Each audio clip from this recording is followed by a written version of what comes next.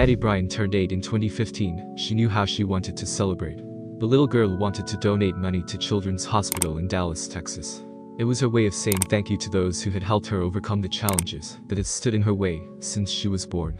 Thanks to the generosity of members of her community and just strangers, Addie was able to give the hospital a check that left the entire hospital staff speechless. You have yet to see the amount of her donation. Addie was born with Larsen syndrome, a congenital abnormality that affects the joints, arms, legs and face. The syndrome is extremely rare, about 1 in 100,000 pregnancies. When Addie was born, she was diagnosed with hip dysplasia and clubfoot, with her knees turned back and her legs raised all the way up to her head, says Addie's mother, Julie Bryant. Daughter Julie was barely a week old when she was first fitted with a cast to straighten her legs. In the entire time Addie was 8 years old, she was put in a cast almost 70 times. We didn't know if she would ever walk or if she could run. We didn't know anything, Julie's mom recalls. But thanks to Addie's great endurance and the work of her doctors, the girl was able to get rid of the most pronounced symptoms of her disease. Now she could run and play with her friends, even though no one ever gave her any guarantees about that. Every day she took new steps in her development.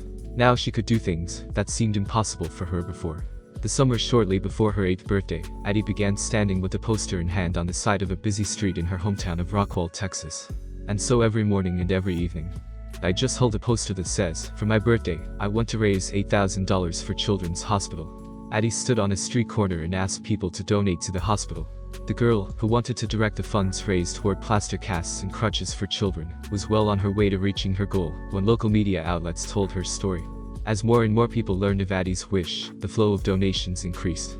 According to data, the girl was halfway to her goal, having raised $4,500 for the hospital.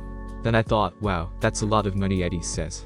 People continued to donate, and the amount Addie raised grew quickly, thanks to the help of caring people from across the country. The hospital also received many anonymous gifts, including a check for $50,000. She said the money Addie donated to the hospital will provide their young patients with plaster casts and prosthetics for years to come. I think all the kids will be happy, and will be able to leave the walls of the hospital sooner, Addie said.